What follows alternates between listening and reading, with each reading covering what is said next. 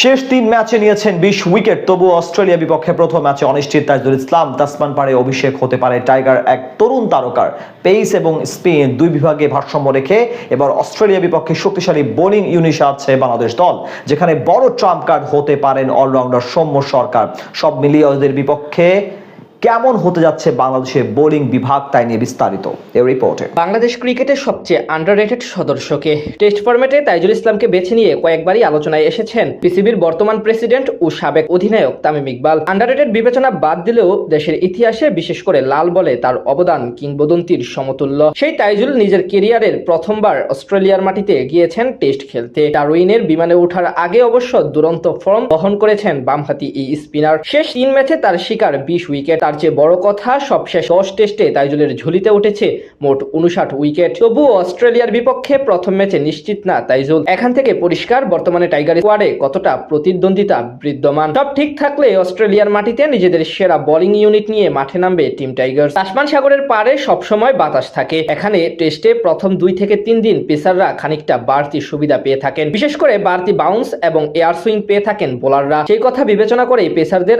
আধিক্য থাকবে একাদশে, এটাই স্বাভাবিক। প্রতিপক্ষ মিচেল স্টার্ক, জশ হেজলউডদের টেক্কা দিতে তাসকিনদেরই সবচেয়ে বড় দায়িত্ব নিতে হবে। এই ম্যাচে বাংলাদেশের মেইন বোলার তাসকিন আহমেদ এবং হাসান মাহমুদ, যেহেতু নাহিদ রানা নেই তাই এই দুজনকেই বড় দায়িত্ব সামলাতে হবে। বিশেষ করে নতুন বলে হাসানের কার্যকারিতা এবং বাঝের ওভারগুলোতে ব্রেক এনে দেওয়ার জন্য তাসকিনকে আলাদা রকম ভূমিকা রাখতে হবে। চলতি বছর ২ ম্যাচে ৬ উইকেট শিকার করা তাসকিনের পরিসংখ্যান বলছে ঘরের মাঠের তুলনায় বাইরের দেশেই বেশি ভালো করেন তিনি। সেখানে ১৫ ম্যাচে তার শিকার মোট ৪৪ উইকেট। অস্ট্রেলিয়ার কন্ডিশন বিবেচনা করে যদি ৪ পেসার খেলানো হয় তাহলে এবাদত হোসেন এবং মুশফিক হাসান দুজনেই টিকে যেতে পারেন একাদশে। সেক্ষেত্রে স্পিন বিভাগ থেকে বাদ পড়তে পারেন বামহাতি তাইজুল ইসলাম। এর প্রধান কারণ অলরাউন্ডার এবং সহ অধিনায়ক হিসেবে খানিকটা এগিয়ে থাকবেন মেহেদী হাসান মিরাজ। তবে যদি ৩ পেসার খেলানো হয় সেক্ষেত্রে অভিষেক হতে পারে মুশফিকের। এই নিয়ে তৃতীয়বারের মতো বাংলাদেশের স্কোয়াডে পেলেও এবারই প্রথম অস্ট্রেলিয়া সফর করলেন তিনি। ঘরোয়া লিগে উজ্জ্বল মুশফিক হাসান এরই মাঝে বেশ ভালোভাবে নিজের প্রতিভার জানান দিয়েছেন। সেক্ষেত্রে চতুর্থ পেসার হিসেবে ভূমিকা রাখতে হবে সৌম্য সরকারকে। দীর্ঘ ৫ বছর পর জাতীয় দলের টেস্ট ফরম্যাটে প্রত্যাবর্তন করেছেন সৌম্য সরকার। মূলত টপ অর্ডারে ব্যাটিং করার পাশাপাশি মিডিয়াম পেস বোলিংটাও বেশ ভালো করতে পারেন তিনি, তাই তাকে বিবেচনা করে একাদশ সাজানো হতে পারে। ৪ পেসার খেলালে একমাত্র স্পিনার হতে পারেন মিরাজ, আর ৩ পেসার খেলালে তার সঙ্গী হতে পারেন তাইজুল ইসলাম। এখন